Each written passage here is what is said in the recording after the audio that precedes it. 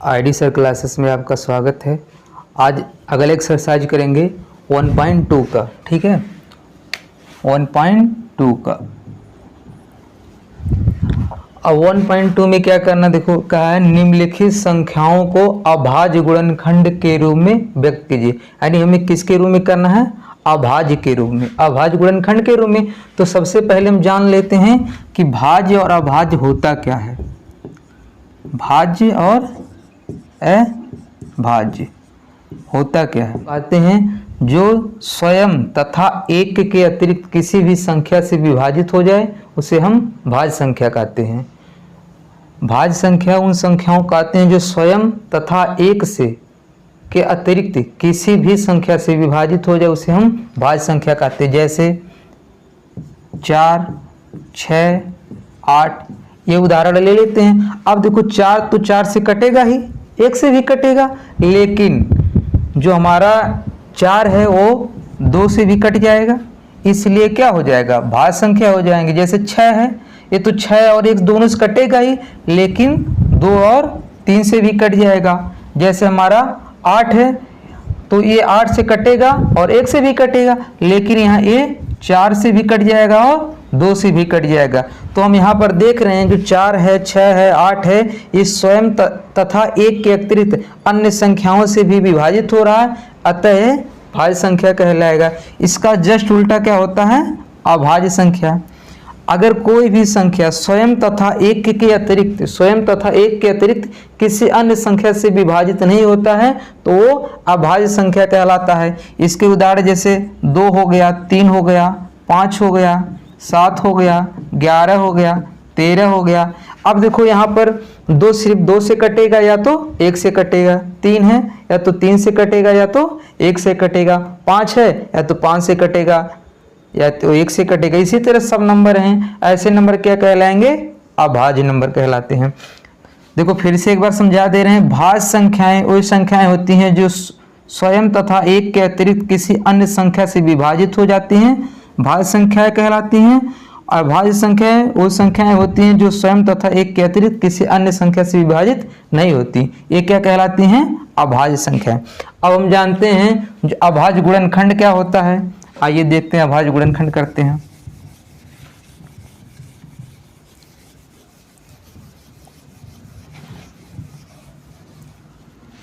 देखो जैसे पहला क्वेश्चन है 140 का अभाज्य गुणनखंड लिखना है, तो क्या करेंगे? 140 का ऐसे गुणनखंड बना लो। 2 से काटोगे, 2 से काटोगे कितने बार कट जाएगा? 70 बार। 2 7 14, 0 उतार लेंगे।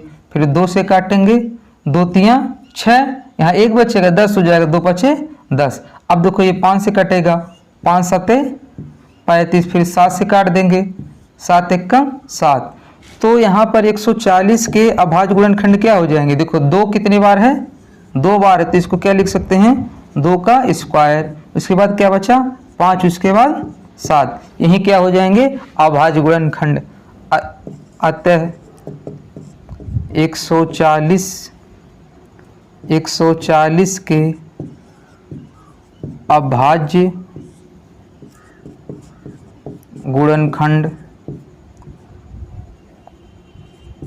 अभाज्य गुणनखंड कितने हो जाएंगे? 2 का स्क्वायर गुणे 5 गुणे 7। यही हमारे क्या हो जाएंगे? अभाज्य गुणनखंड। उसके बाद दूसरा क्वेश्चन देखते हैं।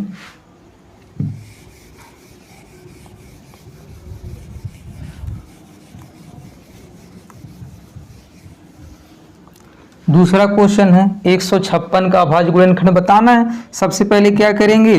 156 का यहाँ गुणनखंड निकाल लेते हैं। तो ये पहले किससे कटेगा? 2 से। 2 7 14, 1 बचेगा, 16 हो जाएगा, 2 8 16। फिर 2 से काटेंगे, 2 3 6, 1 बच जाएगा, 18 हो जाएगा, और 2 9 18। अब देखो ये 3 से कट जाएगा, 3 1 3, 3 3 9। अब देखो 13 से सिर्फ 13 से कटेगा, 13 1 13। अतः 140 के जो अभाज्य गुणनखंड होंगे क्या होंगे? 140 को देखो 2 बार है, तो इसको क्या लिखेंगे? 2 का स्क्वायर गुणे 3 गुणे 13। ये हमारा क्या हो जाएगा? अभाज्य गुणनखंड हो जाएगा। चलिए अगले क्वेश्चन के लिए आगे बढ़ते हैं। अगला क्वेश्चन देखते हैं। इसमें पहले क्या ज्ञात करना है, एलसीएम ज्ञात करना है और एचसीएफ ज्ञात करना है। उसके बाद हमें दिखाना है कि दो संख्याओं का गुणनफल बराबर किसके होता है, एलसीएम गुणे एचसीएफ। तो पहले हम देखते हैं एलसीएम और एचसीएफ कैसे निकालेंगे। इसके लिए सबसे आसान तरीका होता है कि जैसे 26 और 91 का एलसीएम निकालना है तो 26 और 91 यहाँ लिख लो, इसका फैक्टर निकाल लो। 26 का फैक्टर क्या है, 2 से काटोगे 13 हो जाएगा, और फिर 13 किसी से नहीं कटेगा, फिर किससे कटेगा, ये सिर्फ 13 से कटेगा, 13 एकम 13। तो 26 के गुणनखंड क्या होंगे, 2 गुणे 13। इसी तरह 91 के गुणनखंड निकाल लो, तो क्या होंगे, 7 से काट दो पहले, 7 एकम 7, 2 बचेगा, 7 त्रिक 21, और फिर 13 से कटेगा, ये 13 सत्ते 91 होता है, 13 एकम 13। अब देखो इसके गुणनखंड कितने मिल रहे हैं, 7 और 13, तो क्या लिखेंगे, 7 और 13।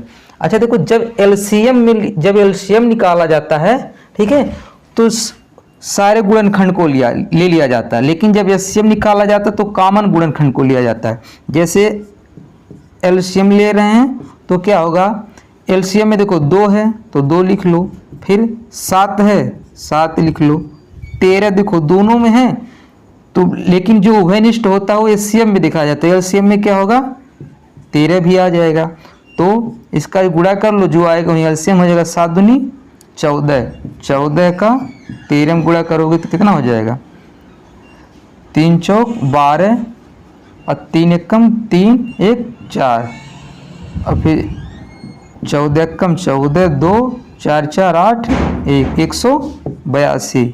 ये क्या, एचसीएफ क्या होगा, एचसीएफ जो दोनों में उभयनिष्ठ होता है वो क्या होता है, एचसीएफ होता है। तो दोनों में उभयनिष्ठ क्या है, 13। इस तरह हमारे एलसीएम कितने हो गए, 182 हो गया, और एचसीएफ कितना हो गया, 13। अब हमें अगले में दिखाना है, प्रूव करना, जांच क्या करना है कि दो संख्याओं का गुणनफल किसके बराबर होता है, एलसीएम गुणे एचसीएफ। तो लिखेंगे दो संख्याओं का गुणनफल बराबर एलसीएम गुणे एचसीएफ। तो दो संख्याओं का गुणनफल कितना होगा, संख्या कौन कौन दिया है, 26 गुणे 91, और एलसीएम कितना आ गया, 182 गुणे एचसीएफ कितना है, 13। हमें यही जांच करना है, गुणा कर देंगे, इधर का बराबर आ जाएगा और इधर का भी क्या आ जाएगा, बराबर आएगा, दोनों साइड का बराबर आ जाएगा तो जांच हो जाएगा। गुणा करके देख लेते हैं, यहाँ पर जगह कम है, यहाँ मिटा देते हैं। देखो हमें पहले क्या करना है, 91 में 26 का गुणा करना है, 6 एकम 6 और 6 नवा 54, 2 एकम 2 और 2 नवा 18, तो कितना है, 6 4 2 6 8 5 13, और एक कितना हो जाएगा, 2 हो जाएगा, तो एक कितना हो जाएगा, 2366। और इधर 182 में 13 गुणा कर लो, 182 में 13 गुणा कर लो, 3 दूनी 6 और 3 8 24, और 3 एकम 3 और 2 5, और 1 का 2 हो जाएगा, 8 हो जाएगा, 1 हो जाएगा, 6 4 2 6 8 5 13, और 1 के कितना हो जाएगा, 2। अब इसका भी कितना आ गया, 2366। यही जांच करना था कि दो संख्याओं का गुणनफल एलसीएम और एचसीएफ के गुणनफल के क्या होता है, बराबर होता है। बस अगला क्वेश्चन देखते हैं इसी में।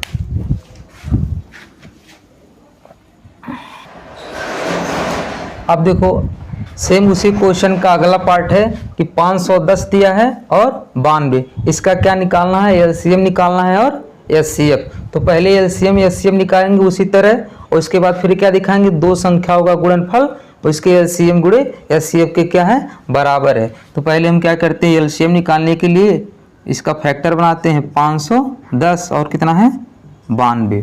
तो पहले 510 का फैक्टर क्या होगा, 510 का फैक्टर का, अब देखो लास्ट में 0 है तो 2 से कट जाएगा, तो 2 दूनी 4, 1 बचेगा 11 हो जाएगा, 2 पाँचे 10, फिर 1 बचेगा 10 हो जाएगा, 2 पाँचे 10।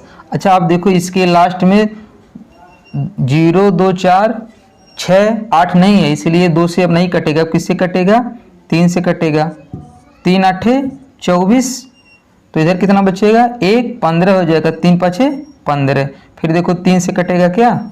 नहीं कटेगा। 3 दूनी 6 नहीं कटेगा 3 से। फिर किससे काटेंगे? 5 से काट लेते हैं। 5 एकम 5, कितना बचेगा? यहाँ 3 बचेगा, 35 हो जाएगा। 5 सत्ते 35। तो इसके फैक्ट फिर किससे काटेंगे? 17 से काट देंगे एक बार। तो इसके फैक्टर कितने हो जाएंगे? 2 गुणे 3 गुणे 5 गुणे 17। इसी तरह 92 का फैक्टर निकालेंगे। 92 को पहले 2 से काटेंगे। 2 चौक 8, यहाँ 1 बचेगा, 12 हो जाएगा। 2 छक 12, फिर 2 से काटेंगे। 2 दूनी 4 हो जाएगा, 2 तियाँ 6। अब 23 सिर्फ 23 से कटेगा, यानी 2 का देखो 2 कितनी बार इसमें आया? 2 बार। तो यहाँ लिख देंगे 2 का स्क्वायर गुणे 23। अच्छा एक चीज़ ध्यान देने वाली चीज़ है, जब एलसीएम निकालते हैं, ठीक है, जब एलसीएम निकालते हैं तो अगर सेम नंबर है दोनों में तो बड़ा घात वाला लेते हैं। तो जैसे 2 है, ऊपर भी 2 है, नीचे भी 2 है, लेकिन 2 वाले में देखो बड़ा घात कितना है? 2 के पावर 2। तो इसको कितना लेंगे? 2 के पावर 2। बाकी 3 नीचे में नहीं है, 3 वैसे ले लेते हैं। फिर कितना है? 5 है, फिर कितना है? 17 है, फिर कितना आ जाएगा? 23। इसका गुणा कर लेंगे, हमारा क्या आ जाएगा? एलसीएम आ जाएगा, 4 हो जाएगा। 3 5 गुणे 17 गुणे 23 गुणा करके आएगा जो लिख देंगे, वही हमारा क्या हो जाएगा? एलसीएम हो जाएगा 60। 23,460 कितना आ जाएगा? 23,460। और इसका एचसीएफ कितना होगा? एचसीएफ दोनों में जो कॉमन होते हैं, ठीक है। अब देखो ना तो 3 इसमें है, ना तो 5 इसमें है, ना तो 17। अब दोनों में क्या कॉमन है? 2 मिल रहा है। तो जब एलसीएम लेते हैं तो कॉमन वाला बड़ा घात वाला लिया जाता है, लेकिन एचसीएफ में छोटा घात लिया जाता है। यानी देखो 2 इसमें भी है, 2 इसमें, लेकिन छोटा घात क्या है? 2 का। 2 के पावर यहाँ अगर मानो 1 है तो सबसे छोटा घात क्या होगा? 1 होगा। यानी एचसीएफ कितना हो जाएगा? 2 हो जाएगा। तो ये हमारा एलसीएम हो गया और ये क्या हो गया? एचसीएफ हो गया। अब ये क्या जांच करना है? 2 संख्याओं का गुणनफल किसके बराबर होगा? एलसीएम और एचसीएफ के। तो देखते हैं, थोड़ा जगह कम इसलिए मिटा दे रहे हैं। तो हमें दिखाना है 2 संख्याओं का गुणनफल एलसीएम गुणे एचसीएफ के क्या है? बराबर है। तो अब देखो ये एलसीएम कितना निकल के आया है। सॉरी, पहले यहाँ 2 संख्या गुणनफल रख लेते हैं, तो कितना हो जाएगा? 510 गुणे 92। और इधर एलसीएम कितना निकला अभी? 23,460 गुणे एचसीएफ का मान कितना निकला है? 2 निकला है। तो गुणा करोगे जितना ये आएगा उतना ये भी आएगा। तो आसान है कि इधर वाला गुणा कर दो, इतना इधर भी लिख देना आराम से। 2 शून्य शून्य हो जाएगा। 2 छक 12, 2 छक 12 और 2 चौक 8 1 9 और 2 तियाँ 6 और 2 दूनी 4। अब इधर भी तो नहीं आएगा तो आराम से इधर लिख लो 46,920। हम तो डायरेक्ट लिख दे रहे हैं, तुम लोग चेक कर लेना कि उतना आ रहा कि नहीं। ठीक है, तो हमारा जांच हो गया 2 संख्या गुणनफल, उसके एलसीएम और एचसीएफ के गुणनफल के क्या होता है? बराबर होता है। फिर इसी तरह आगे का सारे इस तरह के क्वेश्चन है लगाना। अगला क्वेश्चन देखते हैं। देखो अगला क्वेश्चन है, अभाज्य गुणनखंड विधि द्वारा निम्नलिखित पूर्णांकों के एलसीएम और एचसीएफ ज्ञात करो। यानी हमें इसका पहले क्या करना है? अभाज्य गुणनखंड करना है, उसके बाद क्या निकालना है? एलसीएम और एचसीएफ निकालना है। तो देखो अभी बताएं अभाज्य गुणनखंड कैसे किया जाता है। जैसे 12 है, फिर यहाँ 15 है, फिर 21 है। तो 12 का फैक्टर कितना होगा? 12 का 2 छक 12, फिर 2 तियाँ 6, फिर 3 एकम 3 हो जाएगा। तो देखो 2 कितने बार आया? 2 बार आया, तो इसको लिख लेंगे 2 का स्क्वायर गुणे 3। 15 का फैक्टर कितना निकलेगा, 3 5 15 होता है, तो यहाँ लिख लेंगे 3 गुणे 5। फिर 21 का क्या होगा, 3 गुणे 7 होगा। ठीक है, तो अब एलसीएम जब निकाला जाता है, यानी एलसीएम जब निकाला जाता है तो देखते हैं कि जैसे 2 इसमें है, इसमें नहीं है, तब भी लिया जाता, पूरा पूरा लिया जाता है, यानी 2 का स्क्वायर। फिर 3 है दोनों में, फिर भी 3 लिया जाएगा। फिर कितना है, 5 है और 7 है। अब गुणा कर लेंगे, कितना हो जाएगा, 2 दूनी 4 हो जाएगा, 5 गुणे 7। अच्छा, गुणा करने का आसान तरीका देखो, इधर कितना हो जाएगा, 4 5 20 हो जाएगा, और ये 7 त्रिक 21, 20 का 21 में गुणा करो कितना हो जाएगा, 420। 7 त्रिक 4 5 20, 4 5 20, 7 त्रिक 21। अब 20 एक कम 20 हो जाएगा, 20 दूनी 40, 420 वहीं लिखे हैं। उसके बाद HCF जो होता है, इसको दोनों जो उभयनिष्ठ होता है, जो दोनों कॉमन होता है, वही क्या कहलाता है, HCF। तो HCF देखो दोनों कॉमन क्या है, सिर्फ 3 मिल रहा है, तो हमारा HCF कितना हो जाएगा, 3। अच्छा देखो, हिंदी में इसको नहीं बता पाए, इसको ल से लिखा जाता है, लघुत्तम समापवर्तक। इसको क्या बोला जाता है, महत्तम समापवर्तक, यानी मैं से। इसको ल से बोला जाता है एलसीएम को, इसको मैं से बोला जाता है। तो इस तरह से हम एलसीएम निकाल लेंगे, एचसीएफ निकाल लेंगे। यही पूछा था एलसीएम और एचसीएफ ज्ञात करने के लिए। तो इसी तरह इसका अगला क्वेश्चन देखते हैं। इसी सवाल का क्वेश्चन नंबर इसी का 2 देखते हैं। इसमें दिया है 8 9 और 25 का एलसीएम और एचसीएफ निकालना है। तो पहले सबसे पहले क्या करते हैं, 8 9 25 लिख लेते हैं। इसका गुणनखंड क्या होगा, 2 दूनी 4 दूनी 8, यानी 2 के पावर कितना हो जाएगा, 3 हो जाएगा।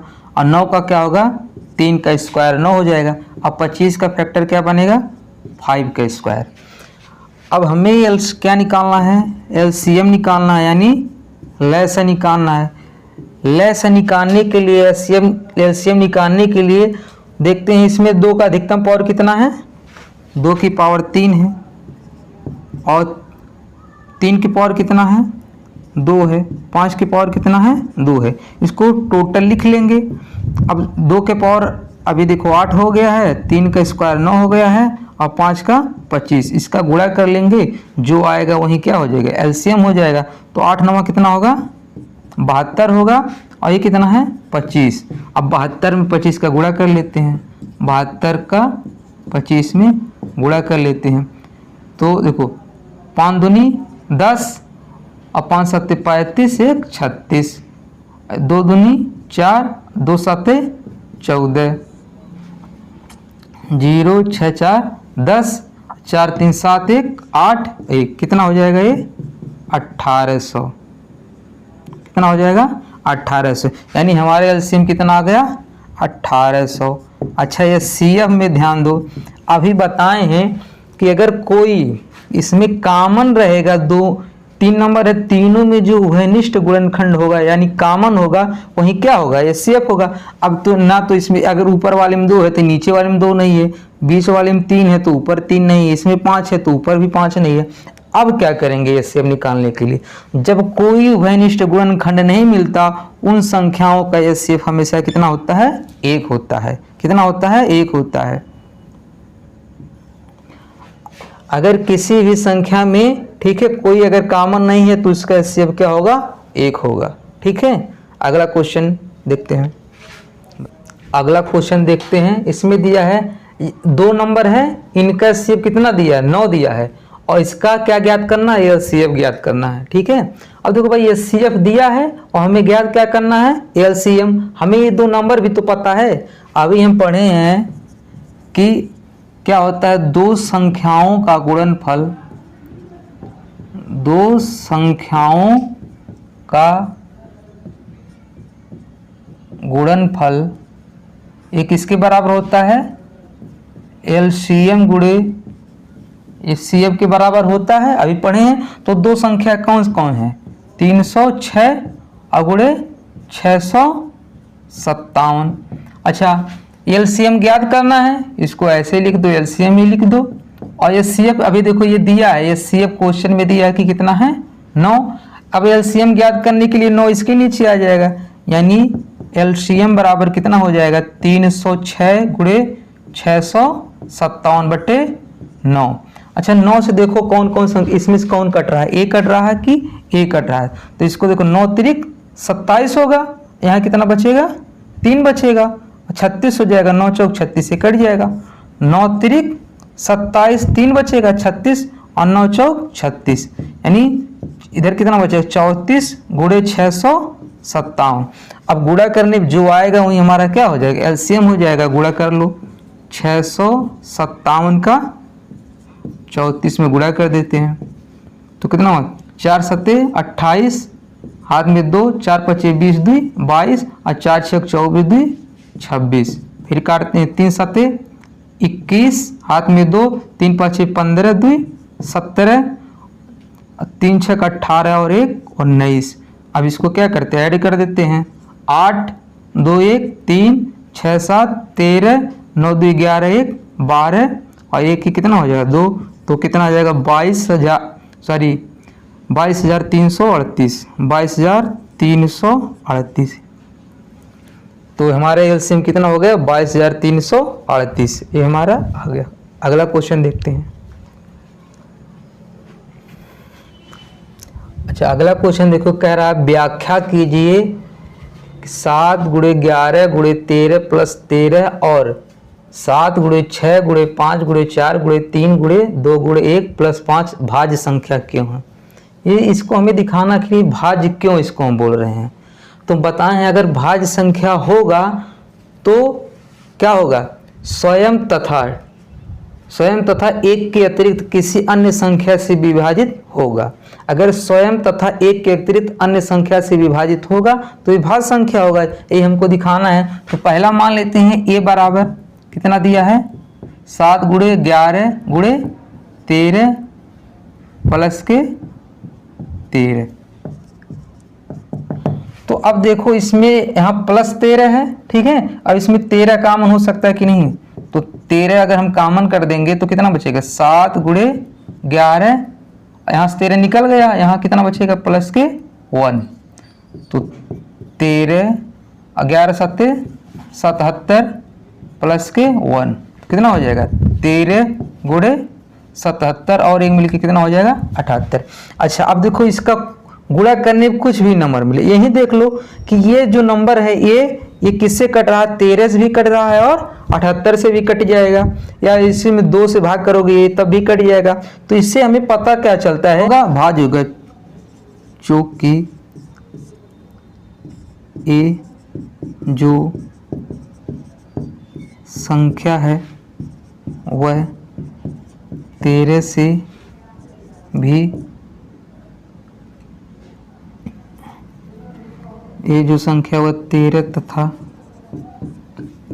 8 दोनों से विभाजित है, अतः यह भाज्य संख्या होगा।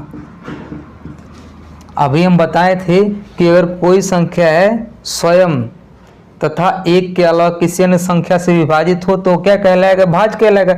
अब देखो 13 गुणे 78 ये पूरी जो संख्या ये है ये 13 से भी कटेगा 78 से भी कट जाएगा 2 से भी कट जाएगा, तो स्वयं और एक के अलावा और अन्य संख्याओं से विभाजित हो रहा है तो क्या कहलाएगा भाज्य संख्या कहलाएगा। इसी तरह दूसरा वाला क्वेश्चन कर देते हैं।